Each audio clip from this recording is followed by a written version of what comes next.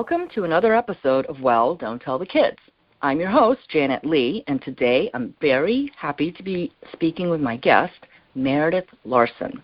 Welcome to the podcast, Meredith. Hi, Janet. Thank you for inviting me. Delighted to be with you in conversation today. Meredith earned her bachelor's or BA from Dartmouth and a master's from the University of North Carolina, Chapel Hill. Mm-hmm. And you've had significant involvement with human rights advocacy over the long haul. So I'm wondering if you might unpack that part of the journey and how you became interested in this line of pursuit. Well, I would say it started in childhood, and I had two parents. I was raised by parents who were interested in the world around them, whether that was the immediate local or the larger world. And my family lived in the Mediterranean region for part of my childhood, and then I became interested initially probably in human rights while I was there. Because Cyprus, one of the countries where I lived for 4 years, was in the midst of, I would say, significant internal displacements related to ethnic conflict and an invasion of the northern side by Turkey. And I lived there during my childhood years, and so I saw suffering by both Greek Cypriot and Turkish Cypriot families, and in the broader region where there was a fair amount of displacement of others, including Lebanese and Palestinians. And then when we came back to the United States, I did not realize it then, but part of my mother's history on her side of the family is that there's a lot of people interested, going back a few generations, either with values or interests in social justice and human rights. And so as a young child, both watched and read Roots, which I think for many, of our generation and subsequent, because we're not that old, became educated in part to an aspect of our country's history or a significant part of our country's history through that. And I would say that interest in both human rights, local to me, my own country, the United States, and then also learning about the world around me, generated that as a child. And then when I headed to college, I became, I guess you could say, activist. Became interested in campaigning and how we realize social change in the world around us, and became active in local anti-racism issues and women's rights, later LGBTQ rights, and then went to Central America twice, once when I was 20, and then I headed back a bit later when I was in my college years, and then headed back later and worked in Guatemala as a human rights observer. And I would say since over the arc of my life and career, whether it's volunteering as a human rights advocate or working in human rights advocacy or humanitarian advocacy, has been a thread through. It's that, I would say, interest in people and those core values that many of our parents teach us, the be kind, be fair, which I think undergirds human rights, has been a thread through on my path. Be kind, be fair. I would golden rule. Yes, to a certain extent, and it's something I would say probably all of the major world religions have that as a tenet in some way or as another of how you treat other people. That doesn't mean that all adherents of each religion espouse that, because certainly each religion has their own extremists who, twist words and teachings to their own purposes. But that general thread through for all of us in many communities or families and faiths is that be kind, be fair. And I think it's been some of it is enshrined now in sort of principles of human rights or, international or domestic law on human rights. Can we just back up a little bit? I was wondering, can you just tell us, you mentioned human rights observer. What is that role? So there's different types of human rights observation, and the role that I played is that I was engaged in accompaniment. And so I had joined an organization of internationals working in Guatemala at the invitation of Guatemala what we call NGOs, non-governmental organizations, who were active in human rights and who felt and who were at high risk of violence. So these Guatemalans, which there were several organizations, and it was a time of intense state-sponsored violence and repression in Guatemala, which is a long history of, and which unfortunately the United States has a connection to that history of, which I can elaborate in another answer should you wish. But it was unions, indigenous rights organizations, student activists, women's rights organizations, families of the disappeared. All of these organizations, the state and military found threatening. And there were high levels of violence now documented, in a truth commission that completed some years ago, of widespread extradition, sort of state-sponsored murder called extrajudicial executions, massacres, torture, disappearance, and then also it was tied to economic oppression, in which I would say the physical violence combined with a small percentage who had a significant amount of wealth and a large majority were struggling, with many not having enough to eat. So I would describe that as, maybe not physical violence, but it's another type of violence to the person and the spirit is not having enough. So I, as an accompanier, literally, it was a very modest role. And I was an international, I'm a guest of these organizations in the country. And so it is literally spending time with people in their offices, accompanying them, and there was a felt belief, and still is, because there's other places that have used accompaniment, many others, that I, as an international, would join them. And it was often quiet, and then sometimes there were incredibly scary experiences because, I was accompanying people whose work put them at significant threat of torture, death, or retaliation against their family members. And those colleagues were incredibly brave, still are incredibly brave. And so I learned, so my role was modest. I was not to be there to be active in organizing. I was just to be there as a presence and to try to deter acts of violence from someone who might harm the person who I was accompanying. Like you just mentioned the word presence, so just your mere presence there as a contrast in just you look different from the people you were accompanying. Yes, and there was a belief by those of the leaders who had invited us to accompanying them, a belief and analysis that the military or other elements of the state were less likely to target them if they had internationals with them. And so, in some cases we didn't look, maybe all that different from who we were accompanying. In other cases, perhaps yes. But serving there as a deterrent because it was considered inconvenient. Internationals can mobilize their governments to raise protests with, say, if the Guatemalan state or military was involved in the repression, to raise protests. The costs were higher and more difficult if you targeted, say, a Guatemalan leader who was being accompanied and there was somebody there to observe and witness what was happening. And so, yes, by physical look, but because all of these organizations were being monitored very carefully and closely, those who were targeting them knew exactly who the leaders were, had identified them as threats because, they were public. They were engaged in advocacy to improve conditions in their own country. And so they would know, because they were under significant surveillance, even if we might physically look similar to some of the people we were accompanying, they would know exactly also who the accompaniers were. And also speaking Spanish, my accent would be somewhat different. So there was the state was pretty savvy. And they would know who the leaders were and who was accompanying them. So that was the element. It was to provide that protection, to deter violence, but in case something happened, there as part of witnessing, reporting, and generating a response. And it was nonviolent accompaniment. We didn't care anything that would make us a particular threat. Neither did they, the leaders, for example, but their advocacy made them a target. So presence and witness. Yes. Yeah. And just that it was messy to tangle with a group with an international or internationals mixed into it. That's interesting. Yes, but to add, a bit of a wrinkle, it wasn't 100%, foolproof, so to speak. I would say it was there as a deterrent, but you couldn't.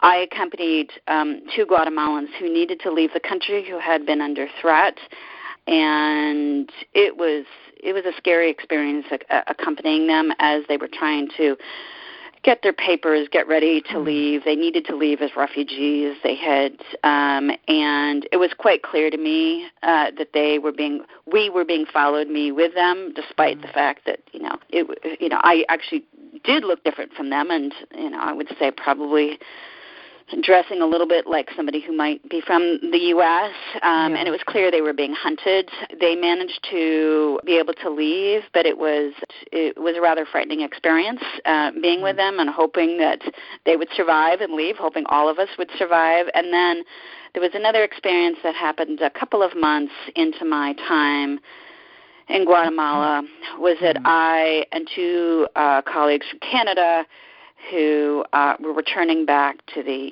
home office base in the early evening, and there were 2 men who were lying in wait for us, and the 3 of us were rushed by them. They had knives. We were attacked, and I survived a stabbing to my chest and upper body, and they survived as well. So I feel very fortunate. So I would say I was it's one example of one wrinkle of many years of this accompaniment where, most largely foolproofed. And in this case, we all survived, and I don't know anybody who's ever passed from this, but that was, an example of, I would say, the level of oppression that was underway and the hard line and extremism of segments of the military that you would even go after internationals because you're so keen on, I felt like it was putting the screws into the Guatemalan people who were trying to improve conditions in their own country. So in that case, that led me a bit into more advocacy when I got back, not in Guatemala. It was international. But when in part from this experience of what I witnessed and what Guatemalans under threat they were, is that I later returned to the U.S. and shared my story in Congress and in the public as part of trying to raise the awareness of what was happening and awareness of the impact of U.S. foreign policy towards Guatemala and what changes need to be made in order to protect and support human rights in Guatemala. Well, I want to thank you for your service in that way. That is dangerous, risky work. Meredith is also the leader of campaigns for Oxfam America and Amnesty International USA. I have a question that you might tell us a little bit about your time with those organizations, but I also want to know, over the arc of your travels, what you observe about change. Are the problems still the same? Are they getting worse? Is it getting better? How do you avoid burnout in this kind of work? Yeah, no, I hear you. And so I'm currently working for the Unitarian Universalist Service Committee, founded during World War II, on with a mission on human rights and supporting those who were displaced and fleeing violence, Jewish refugees and other refugees at that time. And earlier worked for Oxfam and Oxfam and Amnesty International. And so, I would say this thread of I've been fortunate to, anyone can be a human rights advocate. You can be a professional violinist and be a human rights advocate, say, as a volunteer. I've been lucky to work. My calling has been to work full-time, if I can, in human rights advocacy. So I want to, I would say, as your question about, whether the problems are worse or better and how to avoid burnout, I would say there's probably any number of people who, whether that engage in social justice and human rights work, even if that's not what that they do full-time or intend to head into full-time, including colleagues who are engineers, say by training, or say, colleagues who might be violinists or what have you, who might raise their voice in different ways.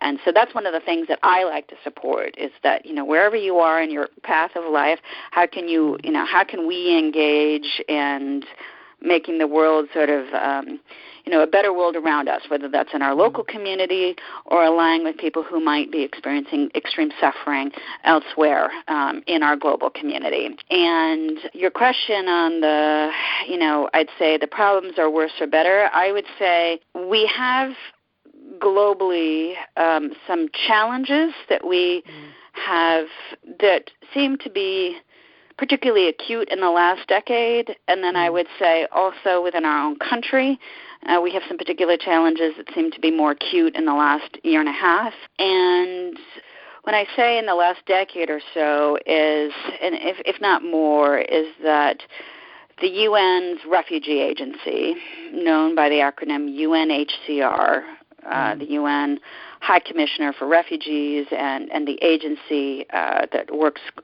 globally to help people who are displaced, does an annual report. Its most recent report came out about 4 weeks ago, and they noted that there were more than 68 million people who were displaced at the end of calendar year 2017, more than 68 million. And that's a sizable number. And I recall them noting, maybe it was 2 or 3 years ago, they said we now have more people displaced globally than we did at the end of World War II. And that was a period in human history in which there was just, with Jewish refugees predominantly, but also due to the conflict among so many countries, that there were people internally displaced in multiple countries. I know that in the country of Greece there was starvation related to World War II. In England, cities under threat of bombing would send children away from their parents to go live in the countryside. So we had at that time, and we know that, as kids who grew up in the U.S., you and I, you learn in history about what happened in World War II, and that was a significant time. But a couple of years ago, I think it was 2 or 3 years ago, UNHCR said we have more people now displaced than at any time since World War II. And that number has grown since 2 or 3 years ago. So it's a sizable number of people who've had to flee their homes, either related to conflict, persecution, and violence, and that there's also a category of people due to climate change. I mean, all of us globally are affected by climate change, and some people have already lost their homes because of climate change, or in their process of losing their homes and communities. That either their livelihoods have lost because climate have changed so severely, or in certain areas such as, say, the Pacific Islands, with sea levels rising, people have literally lost their homes or will be losing them, or in coastal areas such as, say, Alaska, or even areas of the eastern seaboard in the continental U.S., or, say, in Syria. There was a very severe drought that precipitated the conflict, and some analysts believe it played a role in contributing to what happened. I look at it through this lens as a human rights issue and as an environmental issue. We need to protect our planet, and we need to protect our neighbors and our communities, locally and globally. But also, the U.S. military has produced reports indicating it's a national security threat as well, that, it's displacing people. We need to stop climate change. It is contributing to conflict and displacement. So I would say, with going back to what the UNHCR said, about 68 million people displaced, sizable numbers are from conflict right now, but we also do know that climate change is contributing to that. So we're seeing a trend line. So when you asked, is the problem worse or better, a trend line towards more displacement, more people needing to be on the move, more people needing to flee their homes. And that is a reality that collectively, globally, we have to grapple with. We have to prevent the causes, and then also support people who have had to flee. And I would say, when you say is problems better or worse, probably anyone who's concerned about social justice or human rights, this relatively new U.S. administration that came into office in early 2017, both when, the now U.S. president, who was then campaigning on a platform that was whipping up hatred, whipping up extremist beliefs in the U.S., but also, I would say in U.S. foreign policy, othering, bolstering white supremacists, even a white supremacy foreign policy, you can argue. And so I would say when you start bolstering extremist beliefs, no matter what religion or political strand that person is in, then you're seeing more threats to human rights, almost always. And those values of going back to the be kind, be fair, we certainly haven't seen much of that coming from the current administration. And so we're seeing much more in our neighbors to the south who, I'm thinking of the northern triangle area of Central America, Honduras, Guatemala, and El Salvador, Nicaragua for different reasons, but there's high levels of violence, and in particular in those three first mentioned countries, gang violence, and some of that relates to an earlier history of wars in each, either outright civil wars or dirty wars in those countries, which the U.S. was unfortunately in earlier decades actively supporting repression and brutal governments and militaries with millions of dollars of U.S. military aid, notably to El Salvador and Guatemalan governments and to some extent the Honduran government. Anyways, there's a cycle of violence in that particular region that the U.S. is directly connected with, and there were warnings. I remember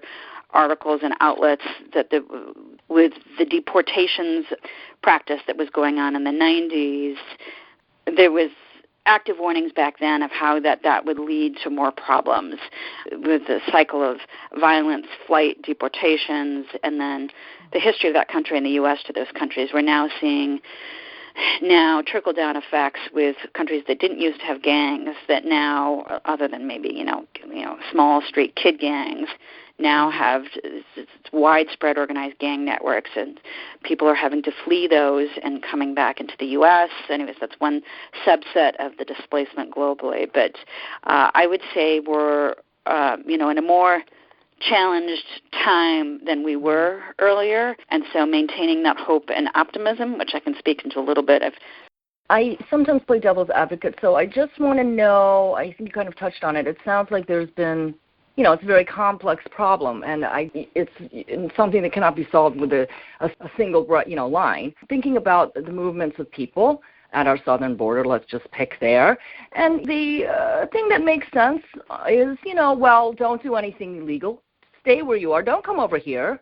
Go through the process. You can't just do this not legally. What's wrong with that line? I guess I'm pointing to the reasons why people are on the move. What are core reasons that people flee? Yes. It's not a vacation. No, absolutely. And that's an important question. And so I would say for many of us, I don't know, most of us, all of us maybe on this planet have ancestors who've had to move. So human movement is not something that's new. Maybe what's newer is that there's so many of us in the last decade or so that have had to move. And what drives, in my own ancestor, I'm Northern European descent, white in the social construct of race in the United States. Just pop up here on the East, No. Eastern Seaboard. My ancestors either had to move or chose to move, and I get frustrated with, I don't know, some of this white supremacist ideology. And I know that you and I know the history of this country, but Native Americans were in this continent thousands of years before others began to arrive, even though people who are so-called, white in the construct of race, when started immigrating from Europe and saying, I don't know, the concept of it's ours now, which we can break down history and culture and, power perhaps on that one. But that's another hour. Right, exactly. That's another hour. Yeah. So, but with why people are my ancestors emigrated heavily, I would say early English immigrants and then later Scandinavian immigrants. And there were different reasons why some of them ended up into what we now call the United States. with our neighbors, both my immediate neighbors in the multicultural urban region that I live in, there's many of Latin American and Central American descent. And the reason why there are so many Central Americans, notably from the Northern Triangle countries, on the move who are in flight is because people don't move typically because they want to. It's because they have to. And if they stayed where they are, many of them would just not be alive. They would be dead. Their children would be dead. Their family members are at risk of torture and violence, or sometimes, as I said, extreme hunger. If you don't have enough to eat, you will also move. And so people, as survival instincts, any of us, will try to move to areas where we can survive and contribute. And when you mention about, why not go through the process legally? So you can, some people who are in flight, it's probably some percentage, can have access to consulates and apply. I will say that the U.S. government is not particularly, in my view, giving fair consideration to, because we're supposed to, under global refugee agreements that were made not only to protect human rights, but frankly out of interest of national security of many countries, that these were put into place more than 50 years ago after World War II, global refugee and asylum agreements. And so not everyone is it's not that easy to go through the process. If you know that if you stayed in your country or community for another couple of days, that you could end up dead, you don't really have the time to be hanging out at the U.S. consulate waiting for weeks to make your case. And so a lot of people will present at our borders, and it's not just the U.S., this is around the world. Yeah, and right. What is different recently about I don't know if it's recent, but what seems particularly harsh of late is that people who have credible fear of persecution and should be given a fair asylum hearing are not, and in fact they are pursuing policies of prosecution. So if you commit the minor crime of stepping across the border without having proper papers, they're trying to effectively derail people who do have very credible asylum cases, and if they're given due process, will be able to make that case. And I would say people don't often want to move. You're giving up when you're leaving. You're effectively, as opposed to, say, some of us who might be able to make choices to leave our culture, and we usually prepare, or our countries, because we want to go live and learn in another country for a while. Usually people who are in flight, who are in the category of needing to migrate or flee based on asylum reasons, you're often having to do it very quickly. You may not know the language of the host country you're heading to. You may not know the cultural norms. You're leaving something that's familiar, and it usually involves a lot of trauma. The trauma that is causing you to flee and the trauma of the actual flight. And so people present at the border and seek to make or need to enter out of pure, I would say, desperation. And there's been studies here. I'm not an economist, but I have read news articles, and the rhetoric does not match the social science. I have seen plenty of articles say, but looking at refugees as a population in particular and their contributions to GDP and local economies. Those are arguments that some might make that they're an economic dream or threat. Is that what we want is we want all of us in this country or all of us globally to have enough to eat, to have enough to work, whether it might be in communities in West Virginia where the mining industry used to be big and it is no longer, and there was a very dependent economy on that. And now colleagues, neighbors, extended family, as communities in West Virginia are suffering. But that's not to say that, people in other parts of the country, that we want everybody to be able to flourish and to have basic sustenance and to be able to contribute to their community. I would say, psychologists have sort of looked at this that we tend to be, as humans, hardwired to want to connect with others usually, as well as contributing. That life has meaning when we're contributing to our community. So I would say that with people who've been in flight, there's been a lot of rhetoric and negative stories that have been pushed when, in fact, at least, I would say for many communities, we all want to be value contributors and to try to strengthen our communities so that we can all live better. What is your best advice to the young, to the next generation? Are there any resources that you could point to? So I would say, in terms of wanting to make a difference, because as I said, I think earlier in our conversation, the nice thing about is that, frankly, any of us can contribute to making the world around us better, no matter what our profession is.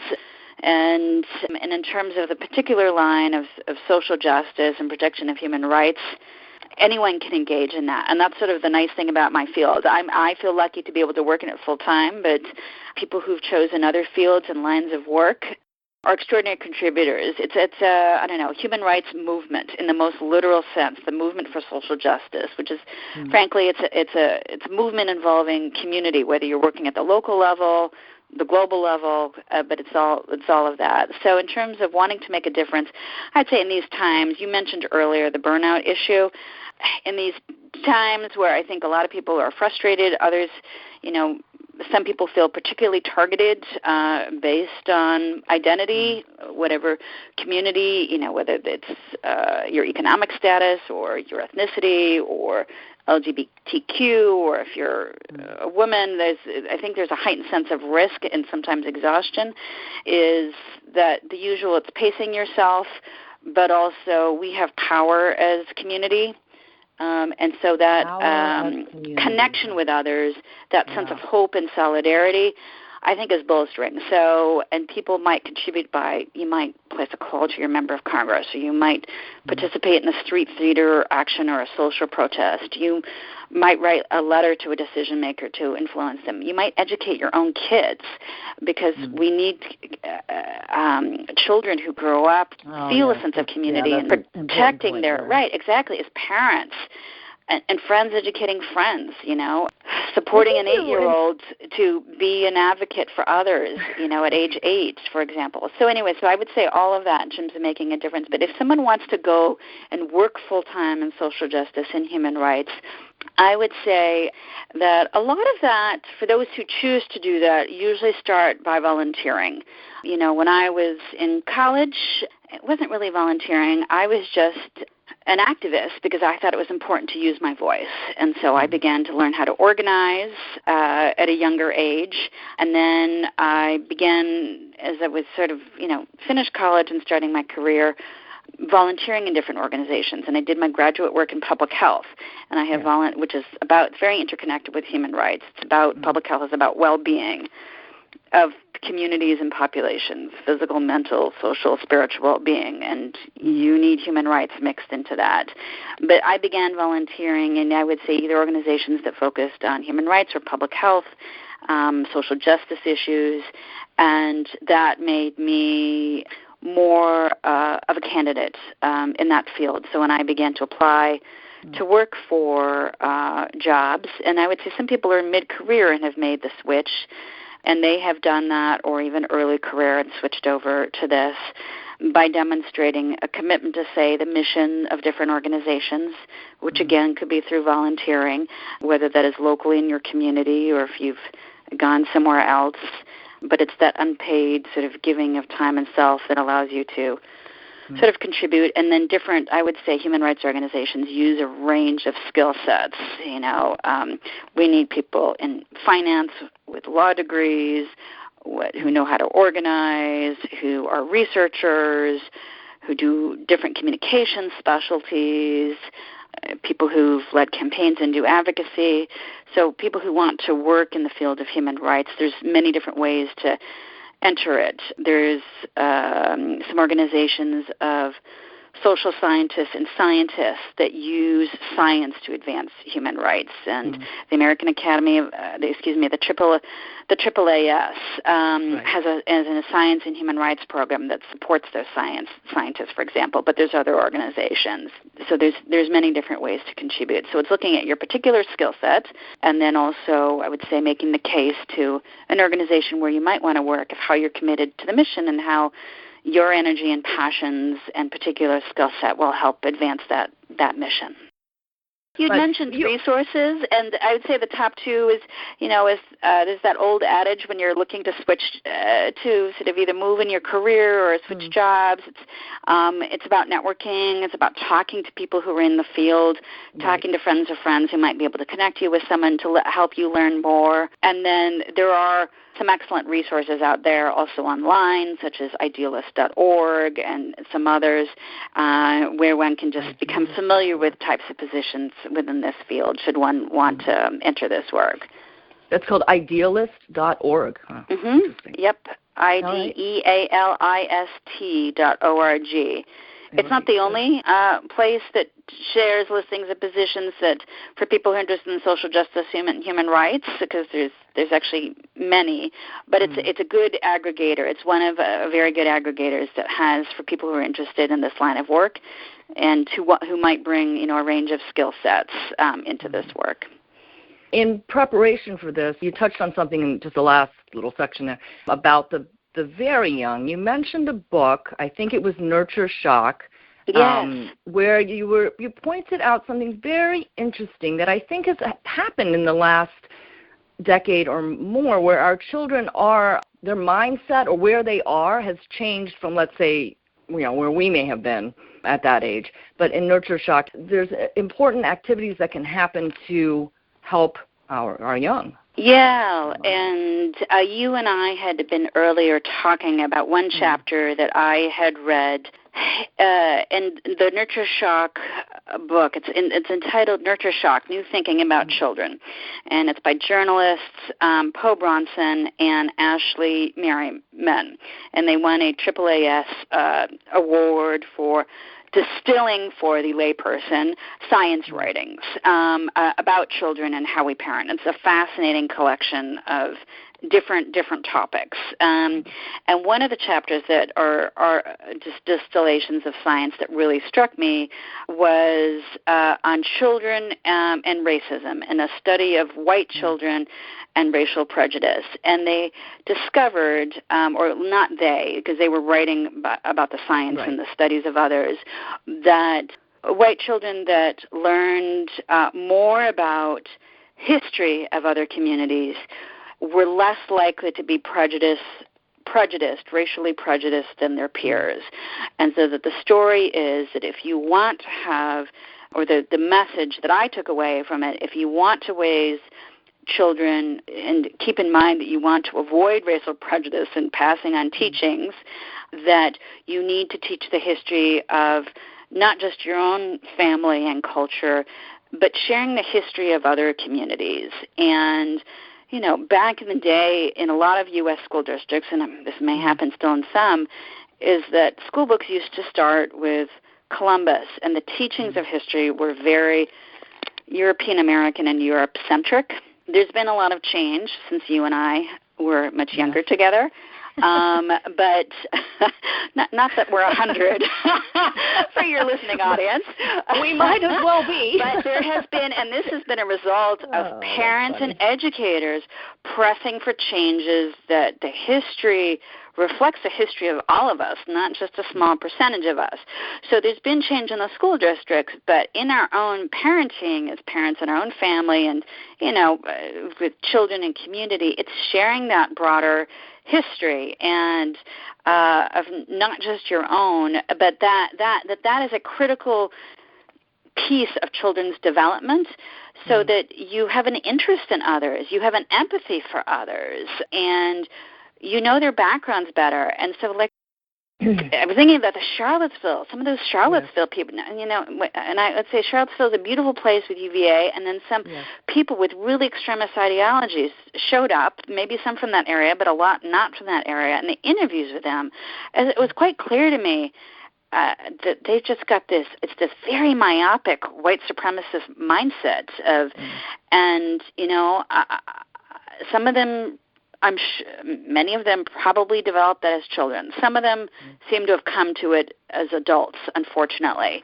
and I would say exposure to extremist sites and teachings later on. But it's that concept of, that teach your children well, and part of teaching your children well is not just teaching them very narrowly, but it's, we live in a beautiful world, is sharing other histories and cultures with them, and that is so important to reducing racism, preventing white supremacist attitudes.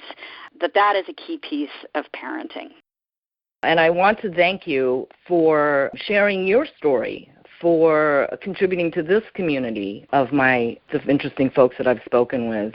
Absolutely. Thank you for that.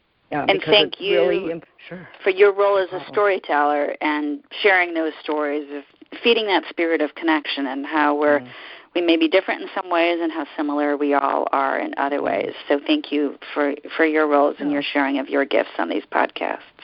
Well, it's my pleasure because I will say that I really do love a good story. Maybe I do this just to be, edified and enlightened and all of those highfalutin things, but also, at the base of it really is just, I'm just really fascinated by, like, wow, that happened to you. So we will call that a wrap for this issue, and thank you once again for your insights and conversation, Meredith. Thank you.